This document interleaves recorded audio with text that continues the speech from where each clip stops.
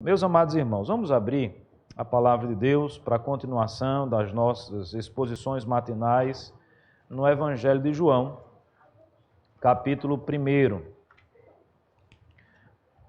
Evangelho de João, capítulo 1. Nós vamos hoje ler 3 versículos, 29, 30 e 31.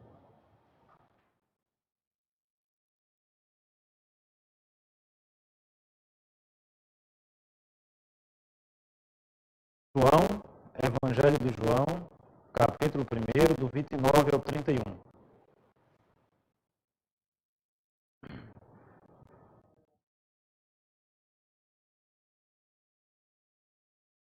Diz assim, meus irmãos, a palavra do Senhor. No dia seguinte, viu João a Jesus, que vinha para ele e disse: Eis o Cordeiro de Deus, que tira o pecado do mundo. É este a favor de quem eu disse: Após mim vem um varão que tem a primazia, porque já existia antes de mim. Eu mesmo não o conhecia, mas a fim de que ele fosse manifestado a Israel, vim por isso batizando com água. Vamos curvar a cabeça, vamos orar, pedindo mais uma vez que Deus possa ser propício a nós nesta manhã, falando ao nosso coração. Vou pedir ao presbítero Beto que nos eleve a Deus nessa oração. Vamos orar.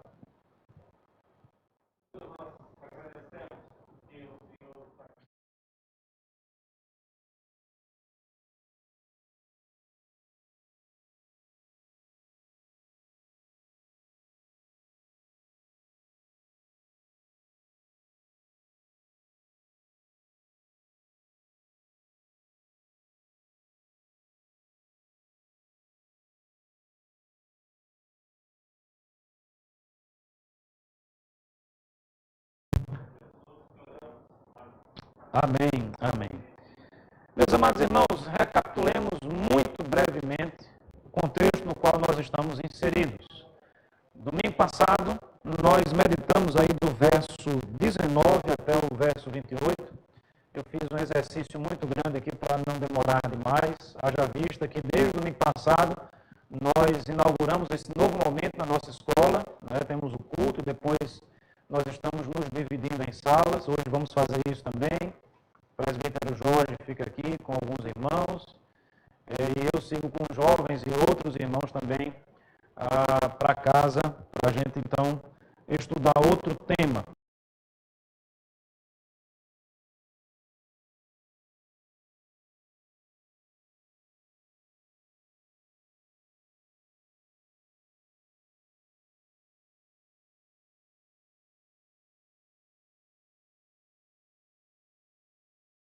Fala da verdade, a luz do mundo, né? Aquele que dissipa as trevas.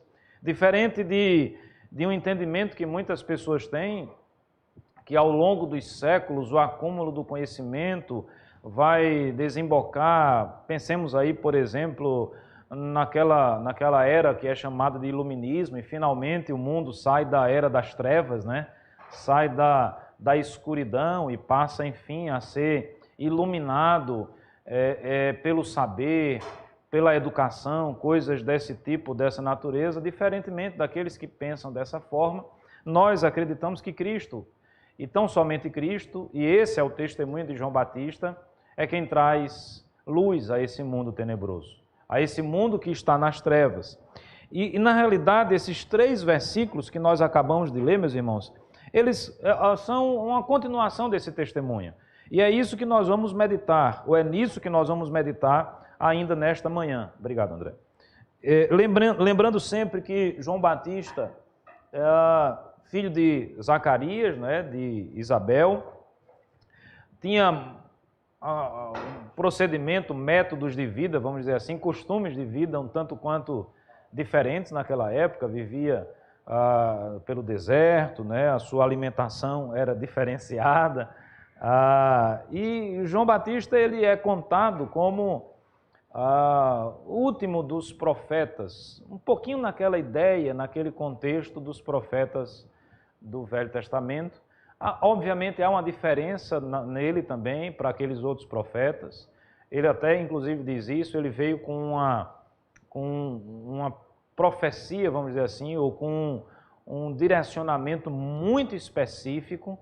Inclusive quando inquirido nos textos anteriores a respeito disso, ele faz menção a si próprio, remetendo aquela turma, aquela comitiva que estava ali representando alguns religiosos da época, fariseus e de outros partidos políticos religiosos também, faz menção a Isaías capítulo 40, versículo 3, dizendo que ele era a voz que clamava no deserto. E o objetivo do seu ministério, da sua vida, era preparar o caminho para Cristo. É como se fosse ele um arauto, aquele que toca as trombetas para que o rei adentre, não é? E o rei é Cristo. E ele diz claramente, não, eu não sou Jesus, eu não sou o Cristo. Essa é a sua confissão. E ele então começa a falar a respeito de Cristo. Ele continua sendo inquirido por esses religiosos e ele diz, eu também não sou Elias, eu também... E tudo isso nós estudamos no domingo passado. E aqui então ele, na sequência do seu testemunho, esse profeta agora na transição do Velho Testamento para o Novo Testamento, ele começa então a pregar o arrependimento, inclusive com posturas e posições muito firmes. Por isso, inclusive, ele é decapitado, né, a mando de Herodes, por conta de ter se colocado contrário ao seu casamento. Mas vamos focar um pouco, meus amados irmãos, aqui agora no verso 29, no verso 30 e no verso 31. A continuação desse testemunho que traz luz ou luzes ao mundo que está nas trevas. E aí eu queria que você olhasse e prestasse um pouquinho a atenção na descrição que João faz a respeito de Cristo, no seu testemunho propriamente dito. No dia seguinte, veja, no dia seguinte daquela conversa, da visita que ele teve lá, da comitiva diplomática, se assim nós podemos chamar, daqueles que iriam questioná-lo e que questionaram a respeito de quem ele era, se ele era o Cristo, naquela expectativa que existia de aparecer o Messias, o profeta, não um profeta, mas o grande profeta, e todos estavam pensando e apontando na possibilidade de ser João Batista, essa figura. Ele diz, não sou eu. Ele elimina a possibilidade, né, da transmigração da alma, da reencarnação, dizendo que ele não é Elias. Enfim, ele vai ajustando o seu discurso, mas aí o texto diz, no dia seguinte, agora ele não está mais na presença daquela comitiva que veio questioná-lo. O texto diz que no dia seguinte, João viu a quem? João viu o próprio Senhor Jesus. Esse dado é interessante, inclusive para corroborar o que ele já tinha falado lá atrás, quando ele diz lá para os judeus, olha, ele está no meio de vocês e vocês não o conhecem, ou vocês não o reconhecem.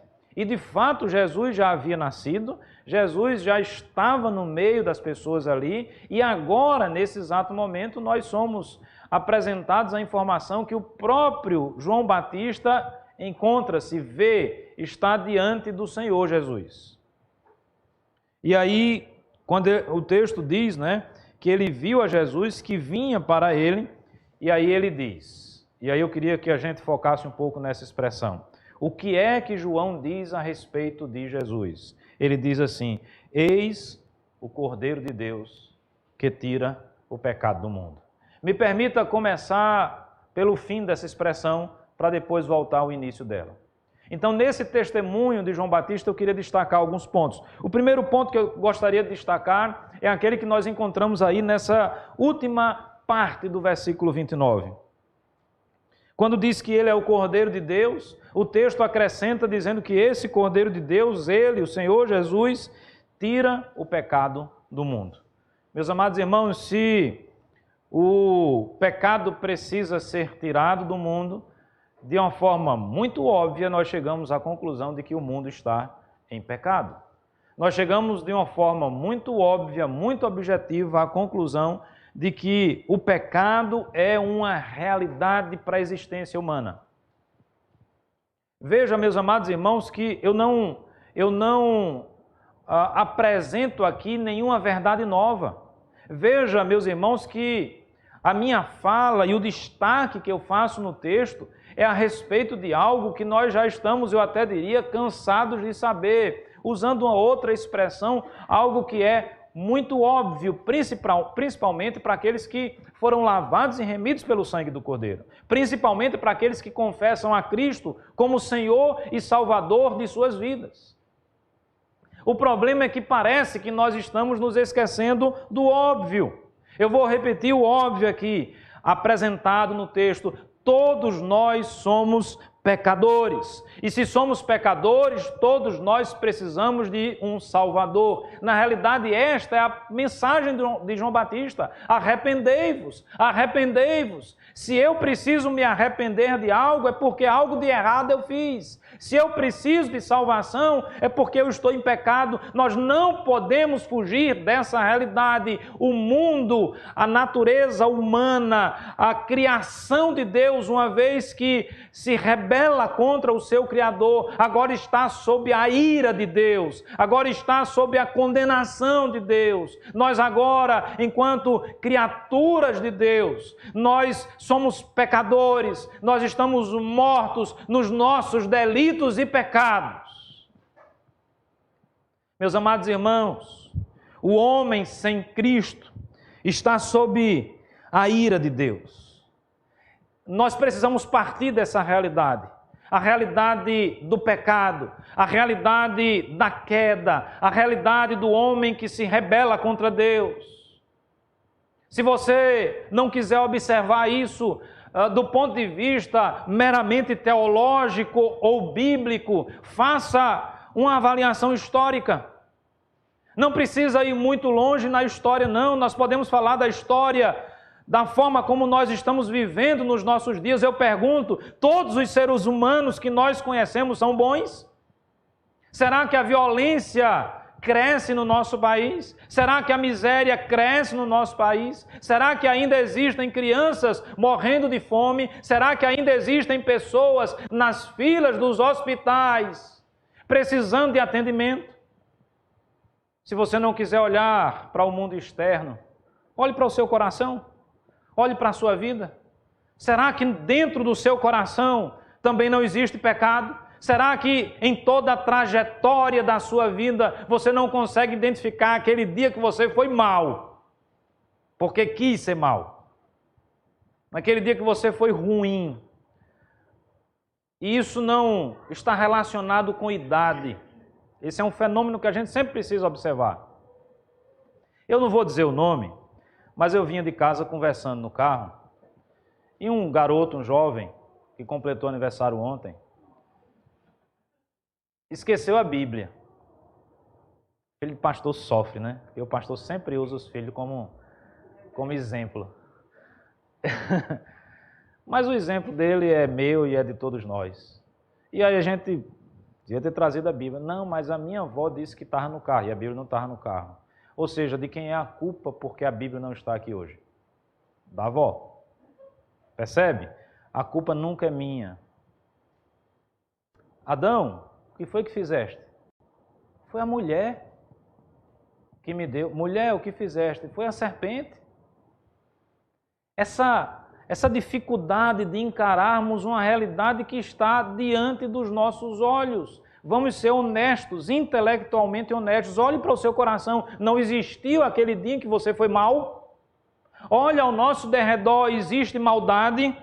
E aí, irmãos, diante dessa constatação, caso você não queira fazer a constatação do ponto de vista bíblico, teológico, de repente alguém que me escuta diz assim, não, mas eu não acredito na Bíblia como sendo a palavra de Deus, eu não acredito na religião. Há inclusive aqueles que dizem que não acreditam sequer na existência de Deus. Beleza, você não acredita nada disso, ou em nada disso, olhe à sua volta e veja a maldade humana crescendo. Olhe dentro do seu coração e veja a maldade humana. Isso desde a mais tenridade.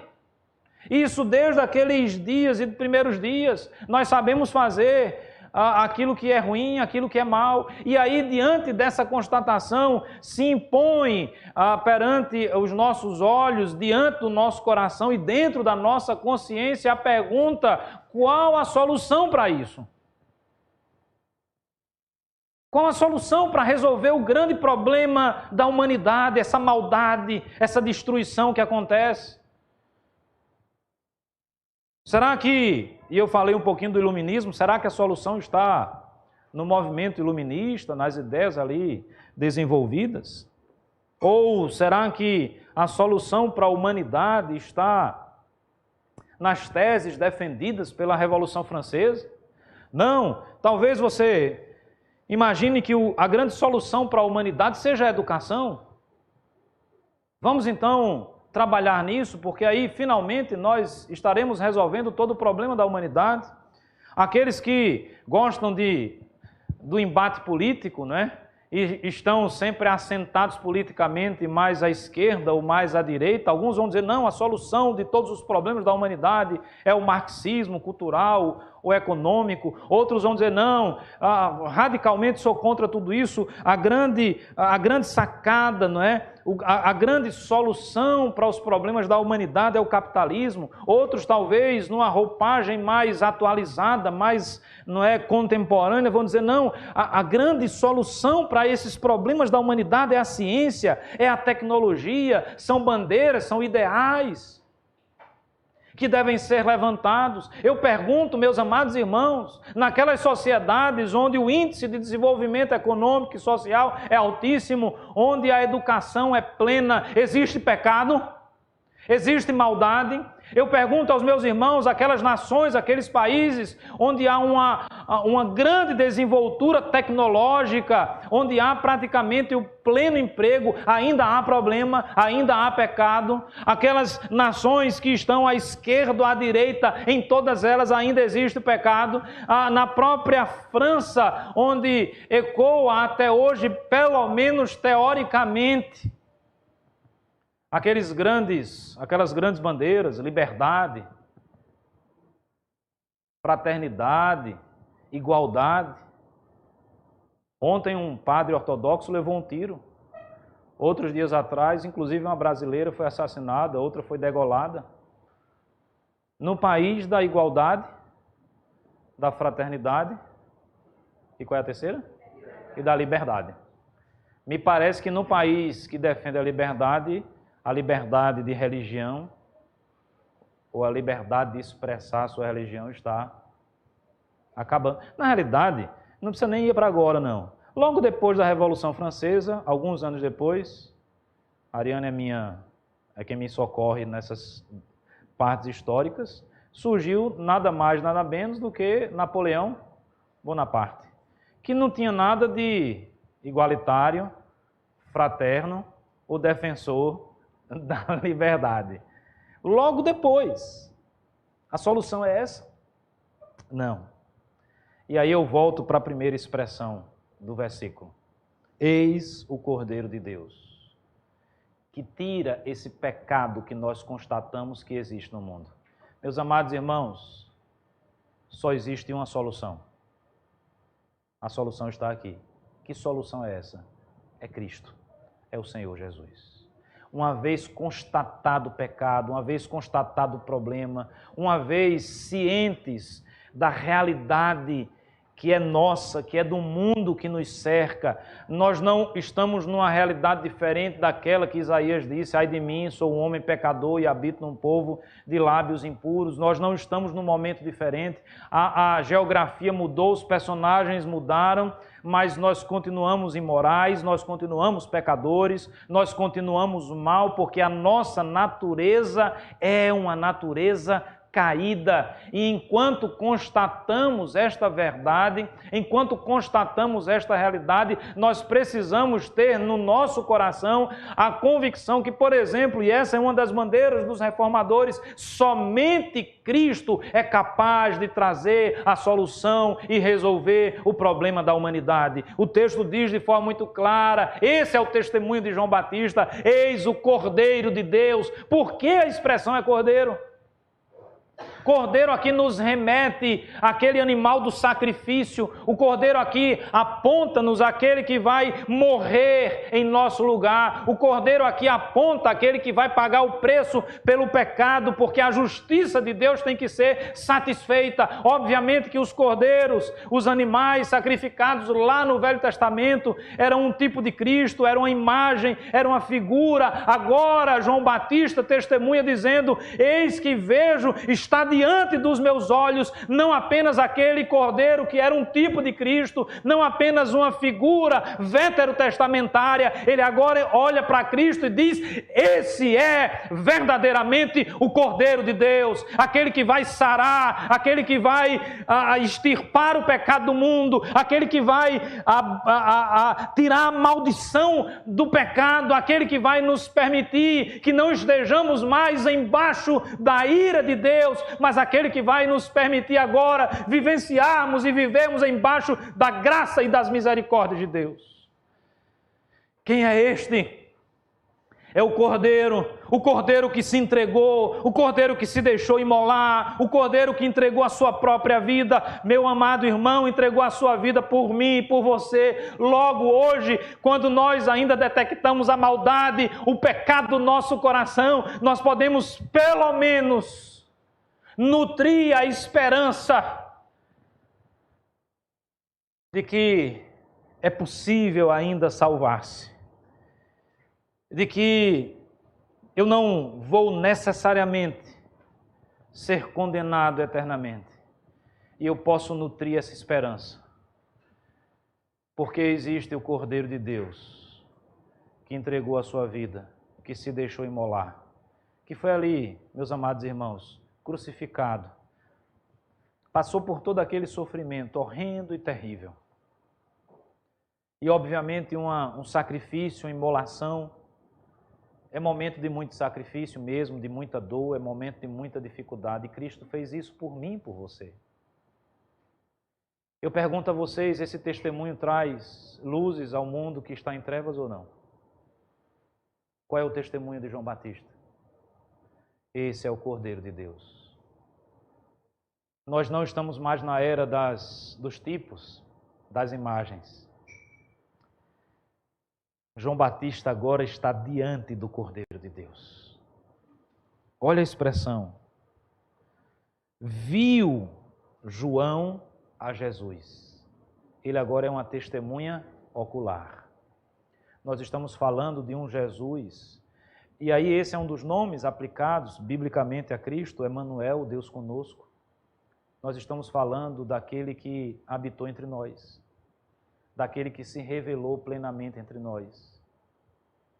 E a despeito de Jesus não estar hoje fisicamente aqui no nosso meio, dele não poder ser percebido através dos nossos sentidos, nós não estamos ouvindo Cristo falar audivelmente, nós não estamos vendo a Cristo fisicamente, nós não estamos tocando em Cristo como aconteceu lá atrás.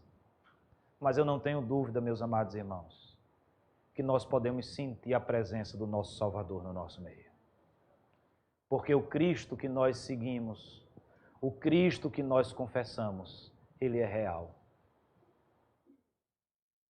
Talvez você esteja no seu coração angustiado, pensando, mas pastor, eu não consigo sentir a presença de Cristo. O Senhor está dizendo que Ele está no nosso meio. Geralmente nós somos muito guiados pelos nossos sentidos mesmo, né? Ou o que vemos, ou o que ouvimos, ou o que tocamos, não é? O que eu posso dizer para você é, ore. Abra o seu coração na presença de Deus e peça que Deus faça com que Cristo se torne uma realidade na sua vida. Quando isso acontecer, você vai entender o que eu estou falando. A presença de Cristo vai ser algo real na sua vida. E da mesma forma que João falou, você talvez não use a expressão vi, não é? Mas você vai usar a expressão eu conheci, eu senti, eu sei que o meu Salvador existe. Muitos vão questionar, será, pastor, que a solução para os problemas do mundo realmente é Cristo? Eu quero fechar dizendo que sim, eu acredito plenamente nesta verdade. E João vai, de forma repetida, enfatizar bastante o poder de Deus revelado em Cristo Jesus. Porque eu entendo que Cristo é o único que pode trazer luz ao mundo que está em trevas. Porque eu não acredito em nenhuma dessas coisas que eu citei, em nenhuma dessas ideologias, em nenhum desses movimentos como sendo a grande solução para os problemas da humanidade. Porque eu entendo que o grande problema da humanidade é o pecado, que nos coloca em rebeldia contra o nosso Deus, porque eu entendo que Deus é justo. E Ele, na sua justiça, diz que o salário do pecado é a morte. Logo, todos nós estamos embaixo da condenação e da ira de Deus. Mas ao mesmo tempo eu entendo que Deus mandou o seu único filho, que morreu na cruz do Calvário.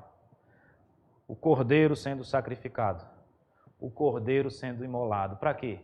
Para tirar o problema da humanidade, para tirar o pecado do mundo.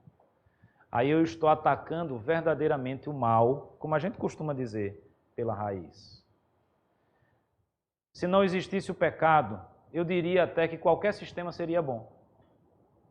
O problema, meus amados irmãos, é que qualquer solução que queiramos dar para a humanidade ou para os nossos problemas que não passe por Cristo, vai ser meramente uma utopia. Comprovadamente errado.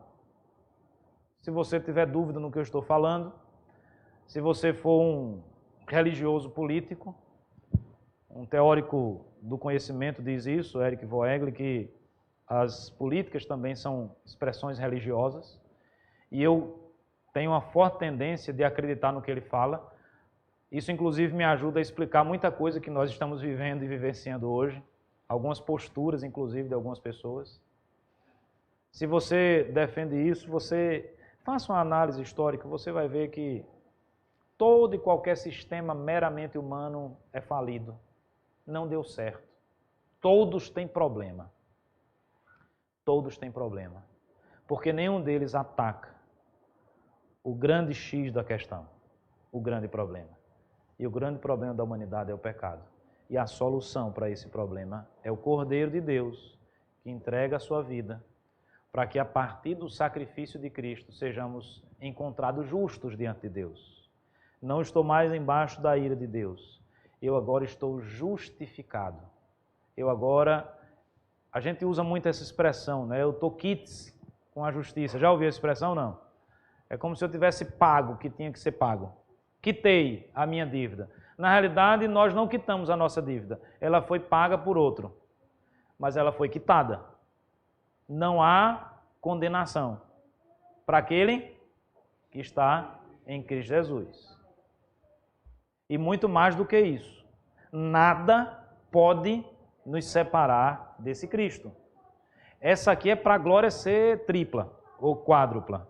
Porque além de receber a graça da salvação, além de receber a graça de não sermos condenados, e quando eu digo graça, lembre-se que eu estou falando de algo que é imerecido, que não está baseado na meritocracia, é graça mesmo, não é? Além de sermos agraciados, não é? Em agora estarmos longe da ira de Deus, da condenação, na promessa e no plano salvífico de Deus, nós ainda não podemos cair nessa graça. Essa graça, quando nos atinge, ela é irresistível. Olha que coisa maravilhosa. Nós não podemos dizer não para ela. Ela nos atinge de uma forma tão maravilhosa que nós não conseguimos resisti-la. E essa graça, então, uma vez transformando a nossa vida, nos coloca num status onde nada e nem ninguém pode nos separar do amor de Cristo. Não é assim que nos ensina Romanos? Pastor, eu duvido de tudo isso. O que eu posso lhe dizer, meu irmão, é que Cristo pode fazer o que fez, e fez o que fez. E eu volto para as palavras do texto. Para o testemunho que traz luzes ao mundo em trevas, de João Batista. É este a favor de quem eu disse. Verso 30. Após mim vem o varão que tem a primazia, porque já existia antes de mim. Eu mesmo não o conhecia. A expressão aqui não o conhecia parece até contraditória. Como é que ele diz que está vendo e diz ao mesmo tempo que não conhecia? Lembre-se, eu estou falando de um testemunho. A ideia aqui do não conhecer é a ideia de que não é um testemunho combinado. Eu não conhecia no sentido de ser um chegado meu que a gente vai combinar toda essa história. Quando a ideia do não conhecer é uma ideia que guarda entre João Batista e Cristo uma certa distância, uma certa diferença, como sempre tem que ser. Por mais que Jesus seja nosso amigo e o melhor amigo, por mais que ele seja o nosso irmão, por mais que ele seja aquele quem cuida de nós, aquele que entregou a sua vida por nós, nós nunca podemos nos esquecer que ele é Deus. Que ele é o Senhor de todas as coisas. Eu não estou falando com um parceiro meu. Eu não estou falando com aquele meu amigo de escola. A intimidade com Cristo não pressupõe esse tipo de postura.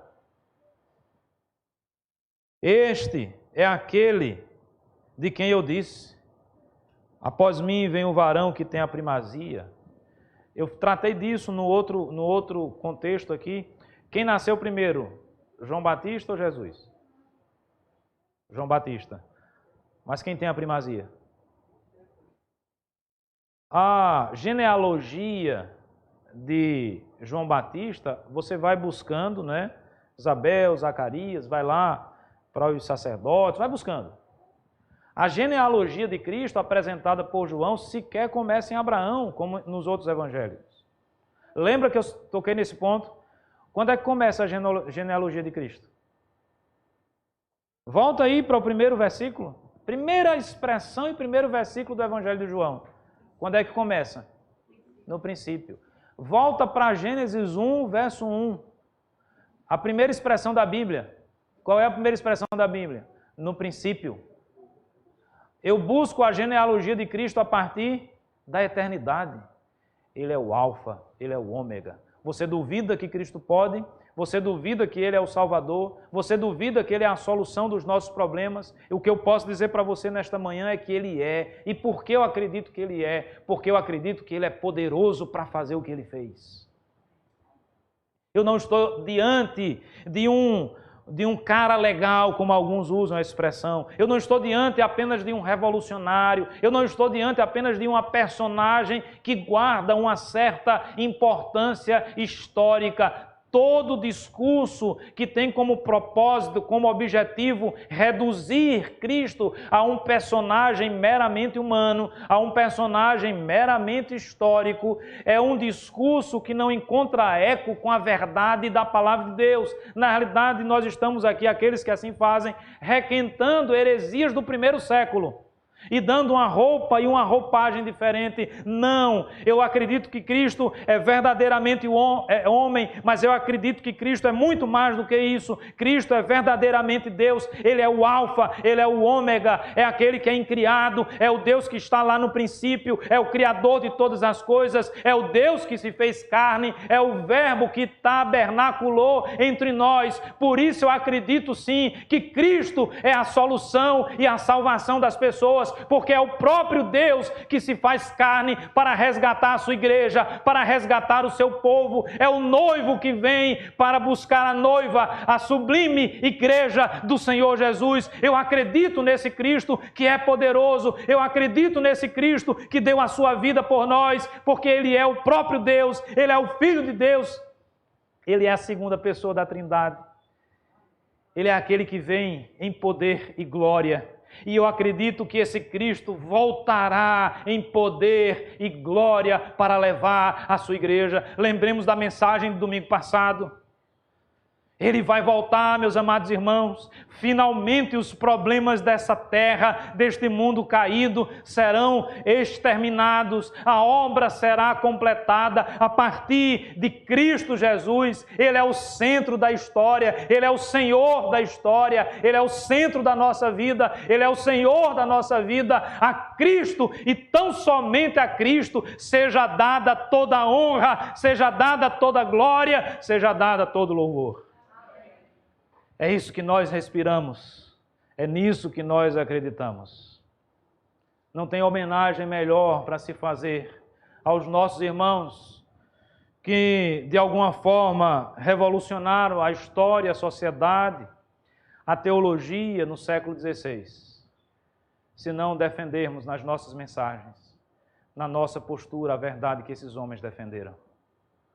E eu posso dizer, com toda a convicção do meu coração, para os irmãos nesta manhã: a Cristo, somente a Cristo, seja dada a glória. Solos Cristo, né? Somente Cristo. Ele é o Salvador. Entrega o teu caminho ao Senhor. Confia nele e o mais Ele fará. Que Deus nos abençoe. Amém. Amém.